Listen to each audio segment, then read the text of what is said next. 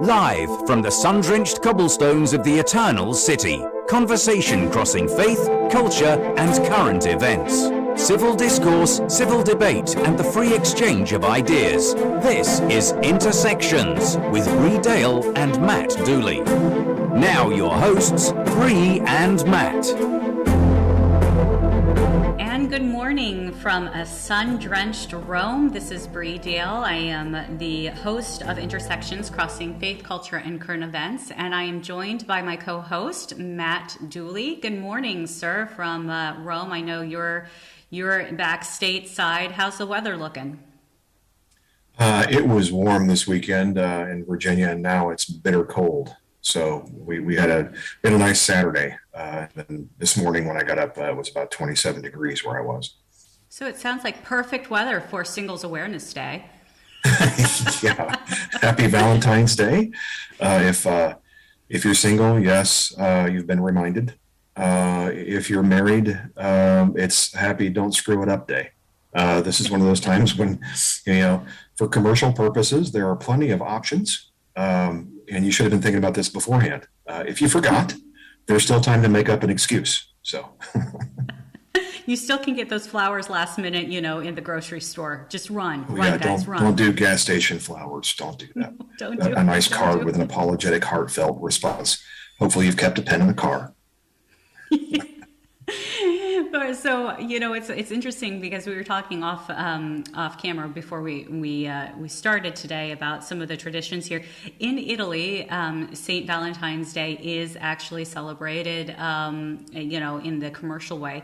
There's also a big mass that takes place at his tomb, which is really very close by to where I live. I think about 5 to 10 minute drive. And it's where the mouth of truth is. So if you've seen, those movies where you put your hand into this Roman god's mouth, if you are not truthful, it will bite down on you. I think that's also pretty amazing that St. Valentine is buried right there. It does seem to be kind of, connected in some way. If you're not truthful, you better stand by for love. But what's also really lovely is that during this month, I think it's this month, is also the day for women. It's a Women's Day, and it's not a feminist day. It's really focused on appreciating grandmothers and mothers and your wives, and it's in a different way. Those flowers are there. It's like the beginning of spring. So it's one of those it's a beautiful day. It's really great to watch that versus, the so commercialized, Saints Day. But for those of you who are joining for the first time, I am an accredited journalist. I'm credited to the Holy See for the Epoch Times. And Colonel Matt Dooley, his expertise is Army, right? Well, I like to say, that's where I got my start. I graduated from West Point and served a 21-and-a-half-year career in the U.S. Army. But the Department of Defense and all things joint. By the time I got to where I was, I understood a lot of what all the other branches do. Enough to appreciate that, particularly now in this day and age of multi-domain operations, no one acts alone. So it's a joint force. True. Absolutely. And, Matt and I have known each other for quite some time. Both of us are veterans, and this is going to come in handy today. We both have studied international policy as well, because we're going to be talking a lot about international policy in our next segment. In particular, what's going on with Russia and Ukraine, what we're seeing in China, some of the things that are kind of the operations that we're recognizing. Are we going to see, as some of the mainstream media is reporting, Russia's actions on Wednesday against Ukraine? I think what's really important is the way that we do our show, Matt, breaking it down into 3 sections, stories about what's going on in the church and trying to connect those to stories that are happening in the world and in culture. What's really important is to know that Pope Francis has spoken about Ukraine now multiple times. On Sunday, he called for prayers again about the situation in Ukraine. Interesting, he didn't mention Russia at all, just Ukraine. He has been invited by unofficially by President Putin and I believe members of the Russian Orthodox, to come and visit Russia. That has not been fully confirmed officially, and so nothing has been put out by the press, the Holy See Press Office, to whether or not that's going to take place. But I know many people in the Vatican are really interested in having him come or go to Russia.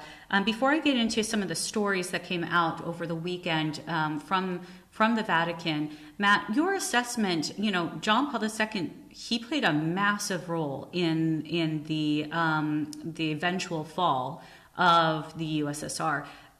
Do you think that it would be of benefit to have the figurehead, the head of the Catholic Church, go to Russia? What do you think would, and if you do think that it would be beneficial, what do you think would be the result of that? Would that just be symbolic, or?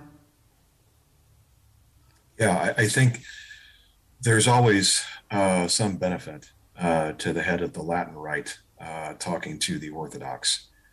We primarily have a lot of the same doctrine and dogma, just separated by culture and language.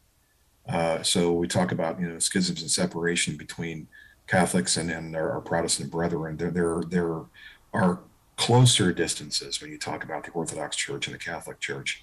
So if that's why the Pope is going, then there's an opportunity to sort of tie our cultures together and get a sense that we don't really want Christians killing Christians here. There has to be some other more peaceful means of resolving this conflict, of guaranteeing security for everyone. The concern is always, is this or would this be a political, cynical manipulation by Vladimir Putin? Again, I don't like to get into the calculus inside his head, but he was a KGB colonel. And he does view the unraveling of the Soviet Union as the singular, biggest, most catastrophic event of the 20th century. And to him it is. Do I believe that in his heart of hearts, he's a practicing, committed Christian, deeply Orthodox, and a choir boy? Absolutely not. He couldn't have been if he were a KGB colonel, because the Soviet Union, as we like to point out, was godless. That's the core belief of communism. Do I believe that Vladimir Putin wants to reinstall communism? No. I believe that he wants the same thing all dictators want, and that's to retain power. So if he can manipulate a visit by the Pope to ensure and shore up his power, that's what he's going to do. And so a good example of that, though, Matt, is, and when we talk about manipulation by world leaders, I can't help but hearken back to what just occurred with President Joe Biden when he came over. Obviously cameras were not and press were not permitted to be in the room with Pope Francis and Joe Biden. And it's known by heads of state that the Vatican does not come out with press releases or corrections by the Pope through the press. So once, especially when it comes to the heads of state and visits of the heads of state, they consider those confidential and private, but the heads of state often do not. And so my sources in the White House press corps told me early on that when President Biden was coming over, the White House was really pushing to try to have White House press, not the press corps, but people who are part of their propaganda the public affairs in the White House come in with cameras and set up specific things, like script specific things. And when that did not get permission from the Vatican, when the Vatican shut all of that down, what was left was later in the afternoon after the meeting with Biden, President Biden came out and said, Pope Francis said that he was a good Catholic and that he needed to continue to receive communion. And of course, the Pope did not come out to correct him. If he only would. But in similar situations, the concern I think many people have on a potential meeting with Vladimir Putin would be, like you said, the manipulation. Matt, we'll talk more about Russia in the next segment. I do want to circle back to this because I think it's a really important kind of caveat on, what's going to happen within the Catholic Church if Pope Francis got involved, in particular in peace negotiations with Ukraine and with Russia. The bishops of Ukraine have spoken out in union with bishops of Poland. But I want to just kind of briefly overview two stories that came out over the last week out of the Vatican. First, ongoing sex abuse, investigations, secular sex abuse investigations.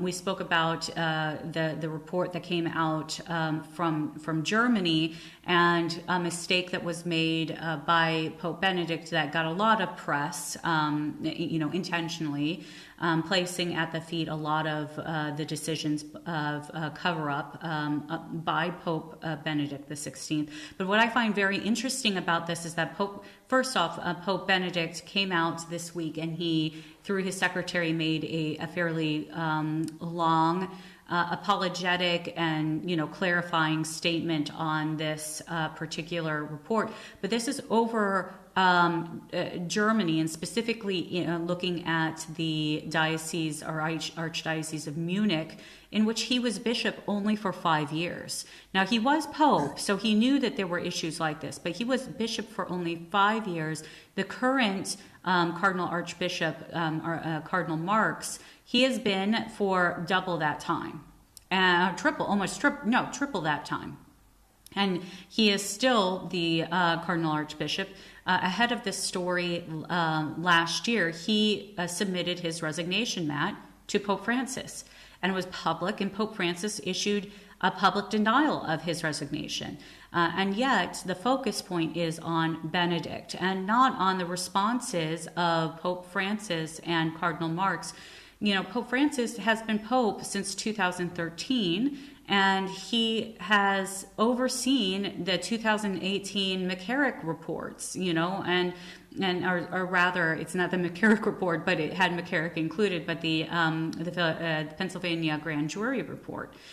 So he's the one at the helm. Why do you think that Pope Benedict is being focused on, and do you think it's enough at this point for Pope Benedict to apologize, or is there something needed more? Like, should bishops all be at this point on their knees in reparation? I mean, is that what it's going to take for people to understand that this is not acceptable? Yeah, I think there's a lot of questions there, and in my opinion, why are we holding Pope Benedict more accountable or under greater scrutiny than the current Pope? That's a good question. From a military perspective, after the first 30 days, once you've taken command, it's your bag, it's your unit, it's your responsibility, it's your kit. And so what are you doing? And if Pope Francis has been in charge since 2013, this and all of it and what we do next is entirely his responsibility, because Christ said so. Right. He's the Pope. So I don't understand why we keep going back to Pope Emeritus to try to solve problems that he's no longer in charge of or has the power to repair. So that's one question, one issue. Right. The second one is, we can't do much about what's happened except acknowledge it, and for justice, control what happens next.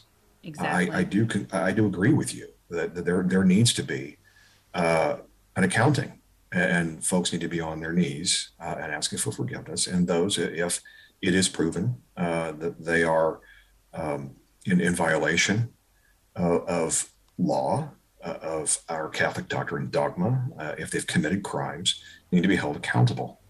I do believe in forgiveness, but I also believe in justice, and we have to consider the victims.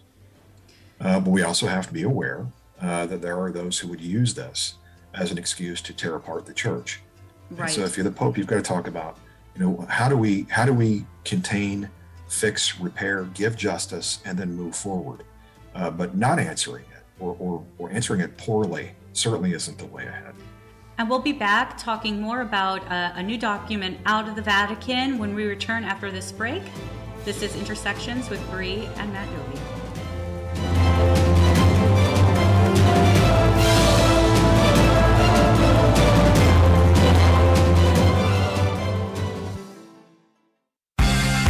People sometimes attack religion by saying it's a crutch for the weak-minded. They'll say, religion is for those who can't think for themselves. Does this objection justify atheism? The answer is no, and here are some reasons why. First, the objection is not an argument against theism. It's merely an assertion. Someone's use of religion as a crutch says nothing whether or not God exists. Second, what's wrong with using a crutch if one is deficient? If you break your leg, using a crutch is actually the smart thing to do. As fallen human beings, our intellects are weakened. Consequently, it's not unreasonable to acknowledge we need help from God in our journey back to Him. So, a believer's appeal to religion for direction in life is not a sign of intellectual weakness. It's actually the intelligent thing to do. That is, if the religion is true. I'm Carlo Broussard with a ready reason for Catholic Answers, Catholic.com. We all know children have a natural innocence and a sense of wonder. Yet our world is full of distractions that can pull families in the wrong direction. But with the help of God and a church family, your children can grow in the security of faith, hope, and love. Weekly Mass provides that critical faith foundation needed in life. So if your family hasn't been to Mass in a while, we'd like to invite you home. Discover more at CatholicsComeHome.org.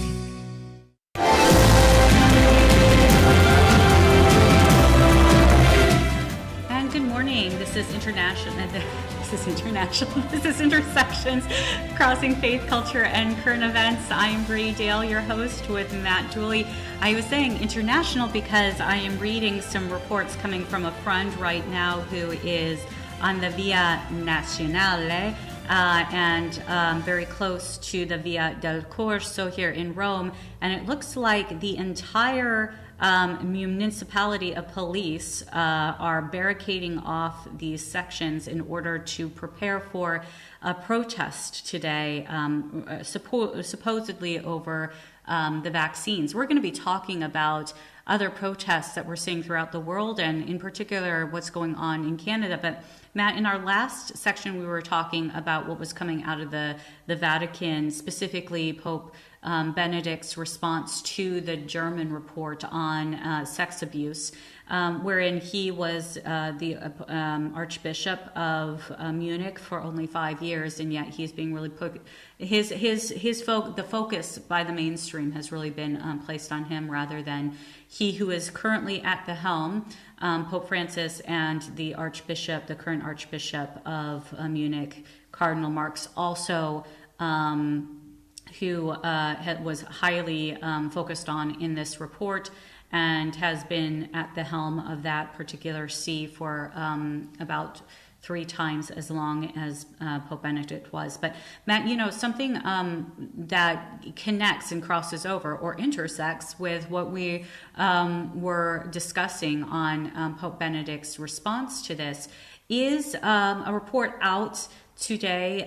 It is a motu proprio out of the Vatican press office that shows that Pope Francis is continuing his legacy of reforms in the Vatican, specifically administrative reforms. He has now issued a motu proprio, or like a declaration, to create 2 departments in the very, very large pontifical, it's the doctrine of the faith. So it is the place where whenever someone has a question, or whenever there is a question on doctrine, or when it comes to areas of the faith that need to be debated, whether it's like, say, the Immaculate Conception, for example, at one point, to other areas of faith. We were talking about the Orthodox.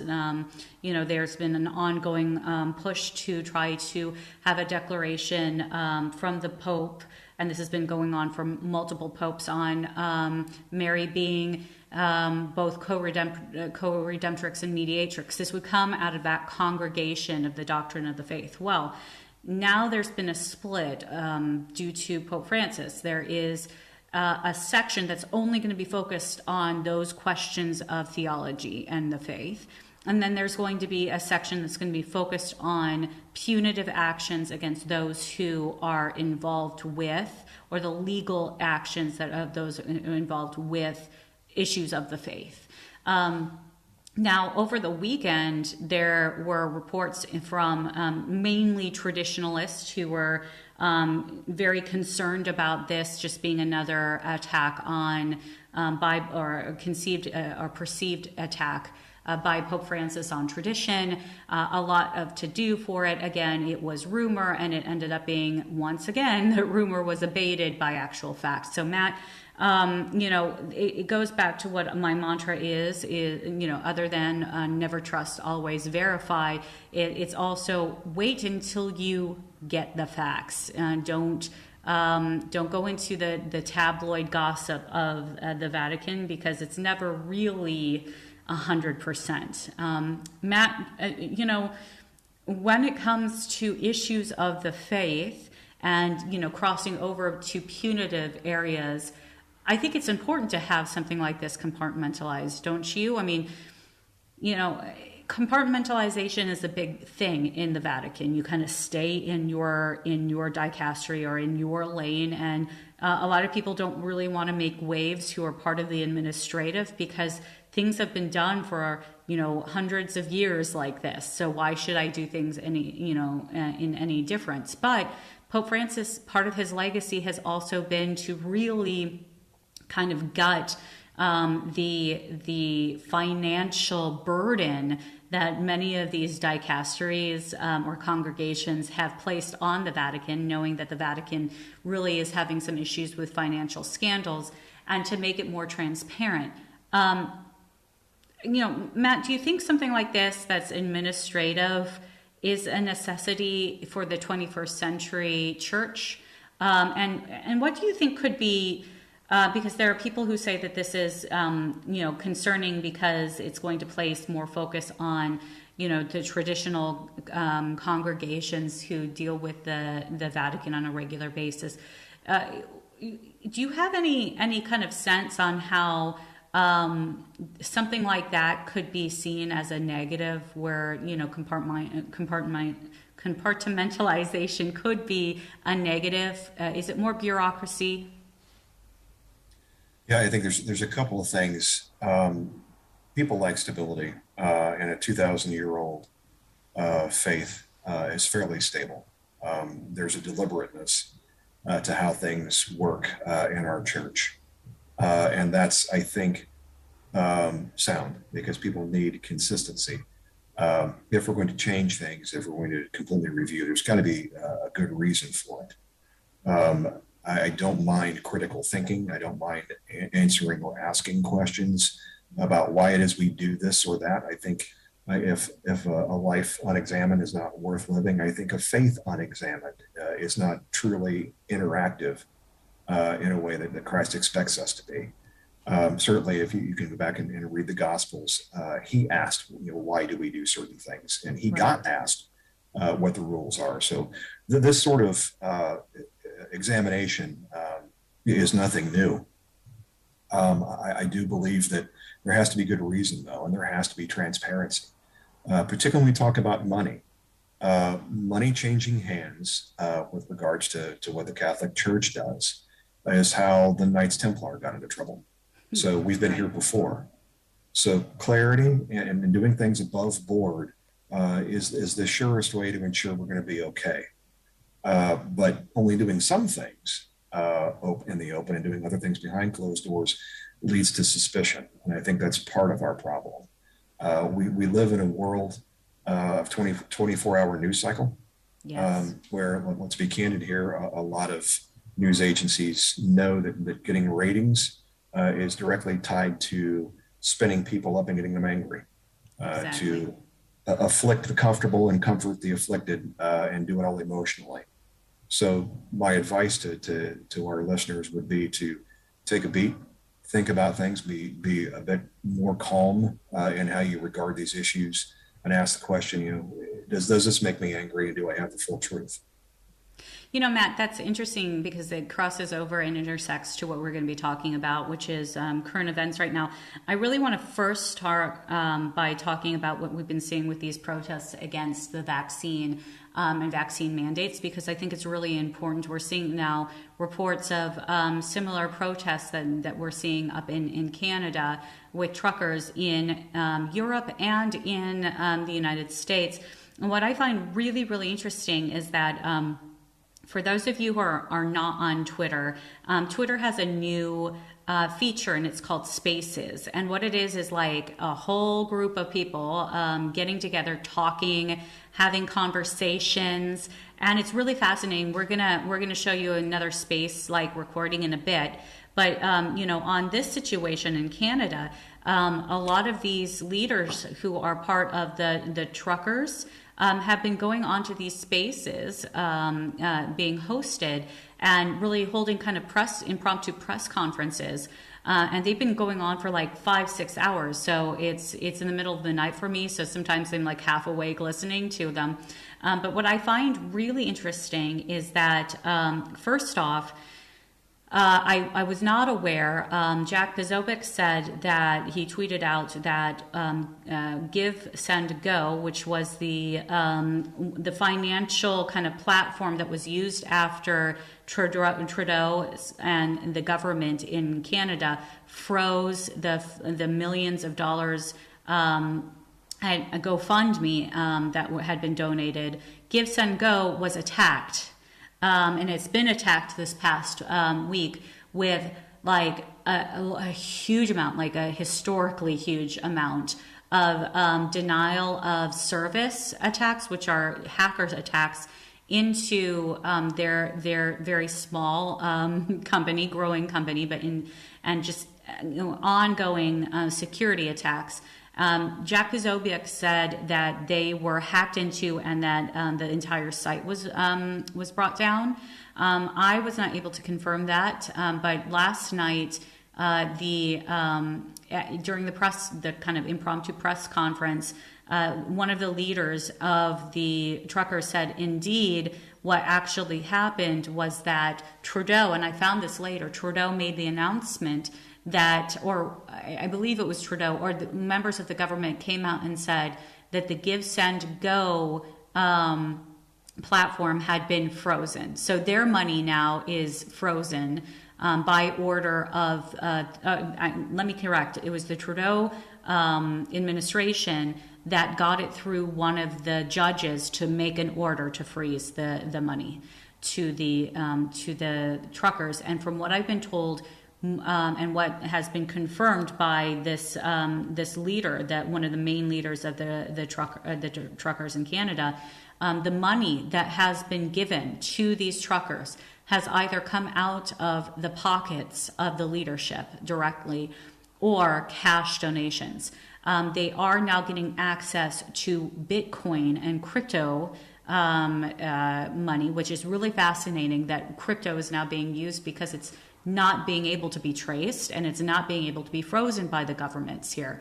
But platforms like Give, Send, Go and GoFundMe, capitulated to the government pressure. All this is to say, like I said, a source of mine contacted me and said, hey, there's protesting happening right now in Rome against the vaccine. We're hearing reports that the governments are now starting to kind of wiggle a little bit on lifting mandates here in Italy. But Matt, like Trudeau has double and triple down on this. I'm not sure if you saw the video that he came out and threatened people, his own people, with consequences that are growing severe and breaking the law and taking away their licenses and their ability to cross state lines and all of that, taking away their freedoms. And he said in another quote too, Matt, that earlier on this week, that you have to abide by these vaccine mandates in order to not be able to lose more freedoms. So Matt, all of this, what's your assessment at this point? Number one, is this the hill for Trudeau to die on? Is he going to die on this hill? And two, what are you seeing and hearing back stateside about additional protests like this? Yeah, I think there's a couple of things here at work. If there was any doubt that Trudeau, raised in and among and by socialists, was not a socialist, that doubt's been removed. If there was any doubt that Canada currently is ran by a socialist government, he's removed any doubt. If there was any doubt that a socialist government was not tantamount to being totalitarian when threatened, Trudeau has removed any doubt.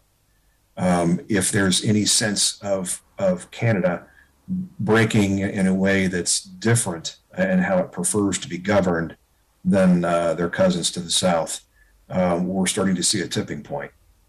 Canadians may be nicer by reputation than most Americans, but they can certainly reach a boiling point, just like the rest of us. And in the end, this is not over. That he may be able, because of his control over power and authority on the Canadian government, clear protesters from a bridge, and for a short time crack down on the ability of funding to be shared to support protests. But he's utterly failed in his effort to try to project these protests as being violent. The people who are the contributors and participants are racist somehow. This is a very, very clean and very peaceful protest, and he's shown a very heavy hand.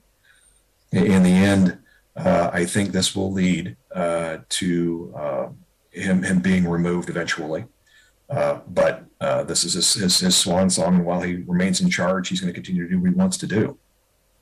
You know, Matt, talking about watching heavy-handed approaches, something I think was really interesting on another Twitter space this past week I was involved with, there were multiple members of state or current or former ambassadors in this amazing Twitter space that was led by the New York Times. Amazing, and because the conversation I found really interesting, mostly on the left-leaning side. But Matt, one of the ambassadors that I know, Ambassador Habsburg, we've talked about him quite a bit, but he's the ambassador from Hungary to the Holy See. He was in this, and I was surprised that they didn't call upon him. Maybe perhaps they just didn't know that he was the ambassador to the Holy See. He's not verified on Twitter, which I find very interesting. But needless to say, the former Obama ambassador to Russia was on the space. And Adrian, if you could just jump over and play this minute-long conversation, I think you'll find it really interesting. He admits to something. Users wonders whether the U.S. and allies might now be regretting not having acted more in 2014. Now, I know what you got to tell me. When Russia seized Crimea and annexed it and then fomented the separatist war in eastern Ukraine, the U.S. did organize sanctions against Russia, kicked Russia out of the G7. There were consequences. But I wonder whether you think now, in the hindsight, whether it went far enough. We're now talking about the mother of all sanctions is the phrase you hear in Washington, meaning, for instance, going after the SWIFT banking system to keep Russia's banks out of the international system, whether we should go after Putin's own money that we believe is parked around the world. Should we have done more of that back then, or do we need to save that for a day like today? Well, I think we should have done more. Yes, absolutely. And we should have done more, especially after Crimea, the annexation of Crimea. If you go back to 2014, the real sanctions came after the separatist movement in Donbass and after the shooting down of the airliner. That's when there was more comprehensive sanctions. I would have, I was already out of government by then. I want to remind everybody. I think I left literally Moscow the day that Putin annexed Crimea. Was happening around the same time. But I think that would have been a more appropriate response then. It was more than ever before. I would go back to 2008 too, Peter, and say when Russia invaded Georgia back then and recognized, these two parts of Georgia as being independent countries, that would have been the right time to have a stronger reaction too with sanctions. I find that so interesting. Folks, if you're not on Twitter, I would say, even though it is a cesspool of angst, oftentimes, if you're not on Twitter, you might want to consider jumping on just for this feature. There are heads of state who often are on these Twitter groups, these Twitter spaces, as they call them, and you find some really interesting. But Matt, first off, I love the fact that this former ambassador qualifies that he was already out, like literally the day they made this decision not to do more sanctions. But he threw his former administration, that being the Obama administration, and as we know, VP Joe Biden was VP at that time. He seemingly threw his entire administration under the bus by saying they did not do more. They should have done more when Russia went into Crimea. Now, we spoke about this last week. Do you have any updates, and what are your thoughts on the mainstream media coming out and claiming that on Wednesday Putin is going to invade Ukraine? Yeah, there's three issues there. We'll kind of take them in turn. Number one, as far as an update, we have a concentration of forces from Putin's army, Navy, and Air Force, at roughly 140,000 altogether on the eastern border with Ukraine and Belarusia to the north, which from that border is a little closer to the Ukrainian capital city of Kiev, or Kyiv, if you want to use the current pronunciation. And then he was able to sail 3 amphibious assault ships through the Black Sea and around Crimea to threaten the southern coast, which I believe is Odessa, is the biggest city down there in Ukraine. Yes. So Ukraine is surrounded on 3 sides, and all the combat forces and logistics are in place to give Putin options. Does that mean that he would be assured victory? He may be assured tactical surprise and an operational victory in the short term. But he doesn't have enough to conquer all of Ukraine if the Ukrainians choose to fight. The defeat of the Ukrainian army would be far from bloodless for the Russians, and a long-term insurgency with a well-equipped, well-trained, well-motivated society of somewhat 35 million or so. I don't know how many of those would be under arms. Would be something detrimental to Putin's popularity when thousands of Russian body bags come back. So there's going to be a response here. The second part is I'm not so sure we should have been surprised. Historically speaking, when a dictator who's bent on expanding their power and their realm is committed to it, it always goes to a point where they find where the boundary is, and they're going to push against it. Appeasement does not work. There was a certain cascade of countries or territories that were given to the last dictator who was interested in Lebensraum, living room, living space. And it didn't stop until it went hot in Poland. I don't want to see that happen again. But if you go all the way back to Russia's fight with Georgia in 2008, the seizure of Crimea, the support for and seizure of eastern terrain in the Donbass region, the question is how much more of Ukraine will be enough before Vladimir Putin is satisfied? And the answer to that is never satisfied. It won't be enough. And if you're a Baltic republic like Latvia, Lithuania, or Estonia, you're next. And if they fall, Poland knows they're next. This is not something we haven't seen before. Matt, one of the questions that I keep getting DM'd about is assessing, why now? And I think the answer is fairly clear. Sadly, our president is compromised. And those of you who are listening who don't believe that, let me just present this. This is not, my opinion. This is factual evidence. We now have had multiple reports of President Biden and his family being directly connected to both Ukraine financially and China financially. Big deals, big money involved with this. And so the question really I have is, why would a dictator that knows the weaknesses of a particular president who, while he was vice president, took money from Ukraine. Why would not a dictator move upon him, especially if he considers that particular president also weak? We saw what happened during the time of the Obama administration, and we know that Putin believed that President Obama was weak. He said it. He said it multiple times, and we know that he said this not only through his words and his body language, but he paused when Obama gave the red line speech for invasion or involvement in Syria, and when that red line was crossed and the president did nothing, Russia started to engage in Ukraine, and shortly after that we saw the annexation of Crimea, and so now what happens again? President Biden tells everybody, including our enemies, when he's going to withdraw from Afghanistan, does it in such a horrendously weak way where we still have Americans there. Why would he not act upon? Why would Putin not act upon, seizing the moment of weakness in the United States? Any last thoughts on that before we discuss another huge report over the weekend, one that has gone sadly very much ignored by most of the mainstream media? Yeah, I think, again, I've said this before, but weakness is its own provocation.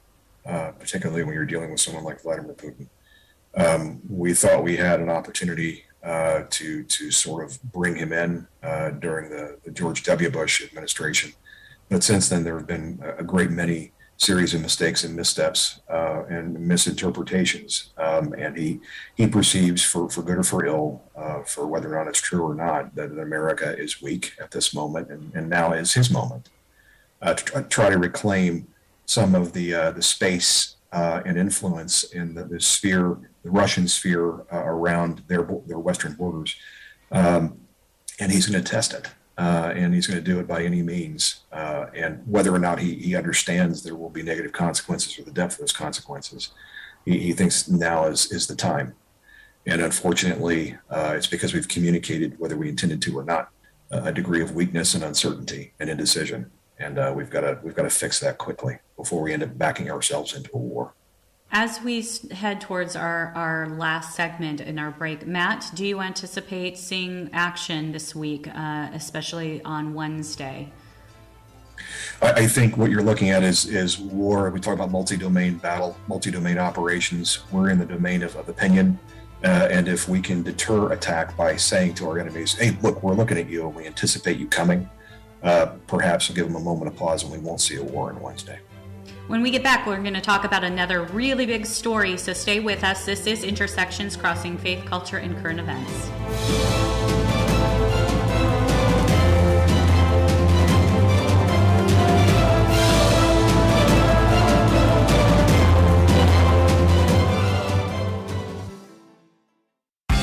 The Gospels make clear Jesus claimed to be God. But should we believe him? I think we should. And here's the reason why. The alternatives don't make sense. It's unreasonable to think Jesus was lying because he died for his claim to be God. Mark's Gospel makes it clear that the Sanhedrin sentenced Jesus to death for blasphemy, and Jesus accepted it. People don't die for what they know to be a lie. Okay, you say, well, maybe he wasn't a liar, but perhaps he was delusional, a lunatic. I don't think this explanation works either. All the historical evidence suggests Jesus was a pretty wise guy. Even those who deny Jesus' divinity accept this. But if that's the case, well then, don't you think he's wise enough to know who he is? So, if Jesus is neither a liar nor a lunatic, then he must be who he says he is, namely Lord. I'm Carlo Broussard with a ready reason for Catholic Answers, Catholic.com. Years ago, when I started acting, modeling, and singing in Mexico, my Catholic faith was not the center of my life. It took me many years to discover that success, fame, money, and all the pleasures of the world were not going to fulfill me. I got to a point in my life where I thought I had everything, but I realized something was missing. Thankfully, I began a faith journey that brought me back to God and home to the Catholic Church. You can too. Discover more at CatholicsComeHome.com.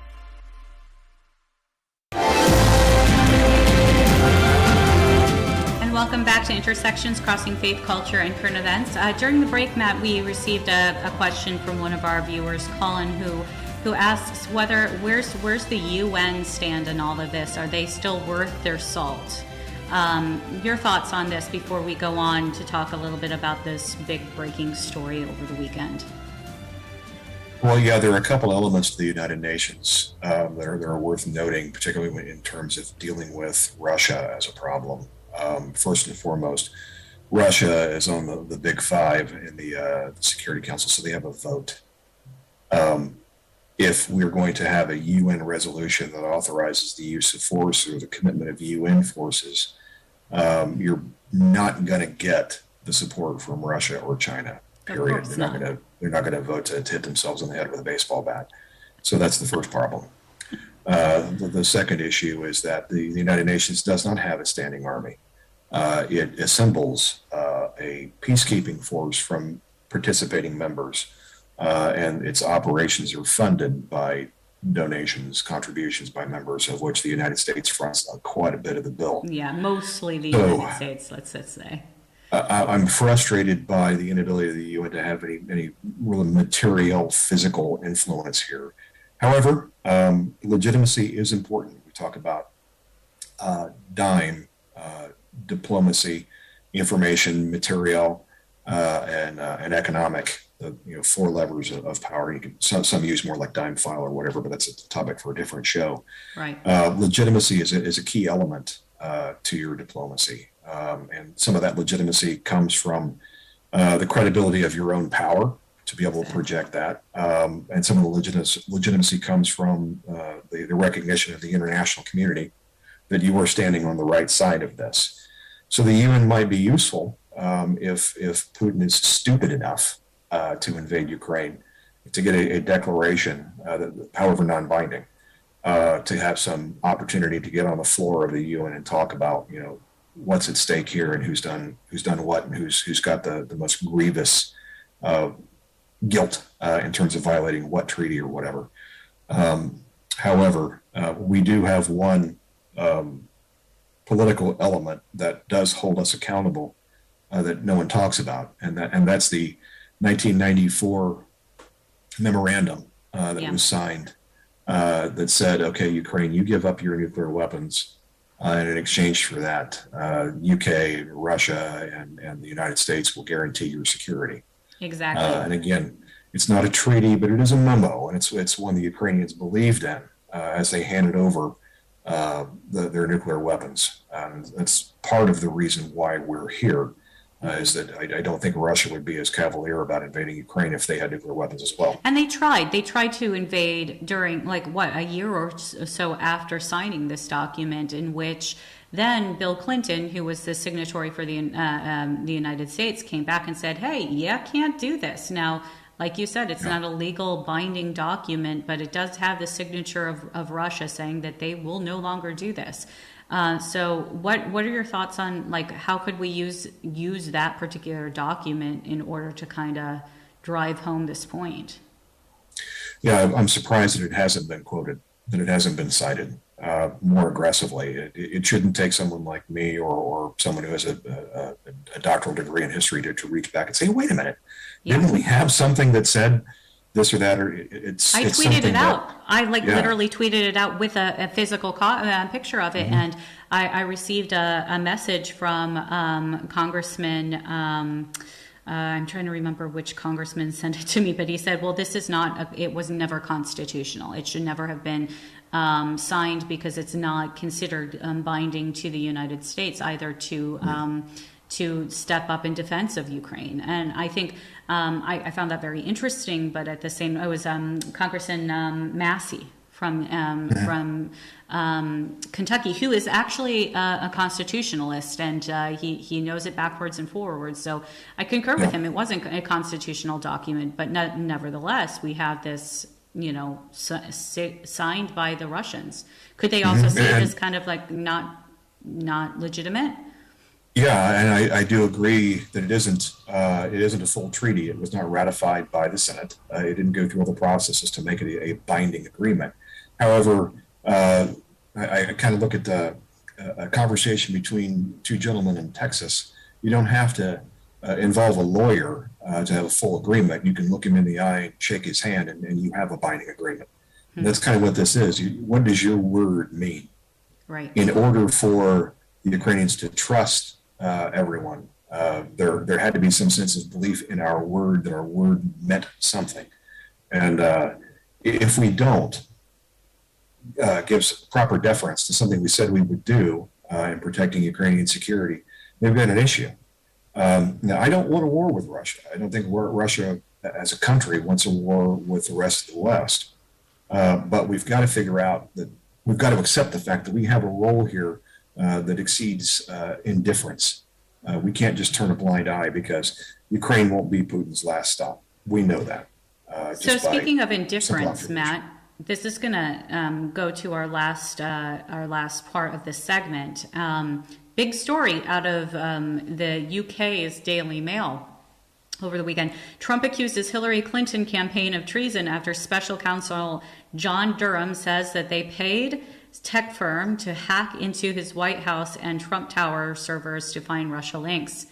So after 4 years, nearly over 4 years, and Crossfire Hurricane, which jailed people, for being part of the Trump campaign and having connected with Russia, in which the President of the United States, Donald Trump, said multiple times that he was being spied upon, and everybody, including major names in mainstream media, said he was out of control. I tweeted out 60 minutes with them pushing back on Trump and telling him that there was no cooperation to what he was claiming. Now we see that what he claimed is what is absolutely true, definitively. John Durham has now, put this in, and it took the UK's Daily Mail to break this story. This story has gone really under the radar throughout most of the mainstream media. But I want to read this statement from Trump so that people can hear. He put it out, and all of this is on my social media as well, but he said, "This is a scandal far greater in scope and magnitude than Watergate, and those who were involved in and knew about this spying operation should be considered subject to criminal prosecution. In a stronger period of time in our country, this crime would have been punishable by death. In addition, reparations should be paid to those in our country who have been damaged by this." Now, I have to say a caveat for a second. I have sat down with George Papadopoulos and his wife. George, his name should be known to many of you because he was the young Greek-American guy who the FBI claimed lied to them, but in reality, he couldn't remember a particular date. When he had finished speaking to an operative who looks like he had been working for multiple agencies and who has disappeared, Joseph Missoud, he was jailed. His life was ruined by the FBI. We know other big names were also dragged through the mud. Matt, now we have seen Crossfire Hurricane, the Steele dossier being funded by the Hillary Clinton campaign. Now we know that Hillary Clinton, during the lead up to Trump becoming president, so while Trump was still a private citizen, was funding what is through organizations, was funding spying upon her opponent. Matt, this is bigger than Watergate. Why are we not seeing the entire United States stopping this, stopping in their tracks and calling for her to be arrested? Why are we not seeing arrest warrants? I think first and foremost, the American media complex was heavily invested in supporting Hillary Clinton, had practically declared her the victor months before the election. So there's that. That they had invested and doubled down on the probability of her election and had created an environment of structure to support the success of her presidency. And so when that didn't happen, they were embarrassed.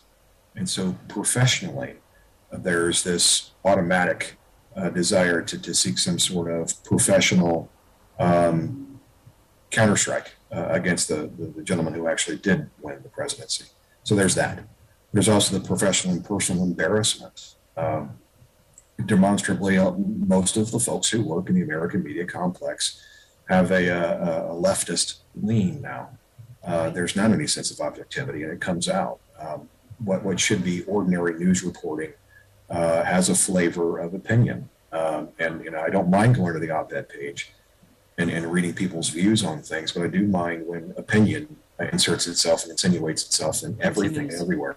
Yep. I knew we were in trouble when, after Trump was elected, I think it was March, the first press lunch they had, CNN ran a story that Donald Trump got 2 scoops of ice cream and everybody else got 1. I knew that the cheese had really slid off the cracker then. So when you start looking at all the things that were, deemed conspiratorial theories coming out of Donald Trump or those on the right, the difference between conspiracy theory and ground truth, depending on what you're talking about, could be as little as 90 days, or in this case, 5 years. The things that he asserted that he knew was happening, as far as hacking of his servers and infiltration of his information, turned out to be true. And what's bad about this, and what should concern everyone, regardless of your feelings on Donald Trump, I got it, that he comes across as a barstool blowhard. He comes across with bluster. He comes across with mean tweets that you don't think are very presidential. I got that. But this is an American citizen, a private citizen, that had information pulled through illegal sources, that was hacked by the Clinton campaign. And then once he became the president of the United States, it continued, all for the purposes of creating a Russian conspiracy which did not exist. And Matt, we're ending this segment, and I know we're going to want to talk more about this next week. So for those of you who are coming back to listen every Monday, please stay tuned, because we've got more to this. And for those of you who are listening, please share this out. Send us your questions. We really are happy to answer them. Hopefully very soon we'll be able to have you guys call in and we can discuss. But for now, this is another Intersections, Crossing Faith, Culture, and Current Events. I'm your host, Bree Dail, with Epoch News, and I'm joined by Colonel Matt Dooley. We'll see you next time. Thank you.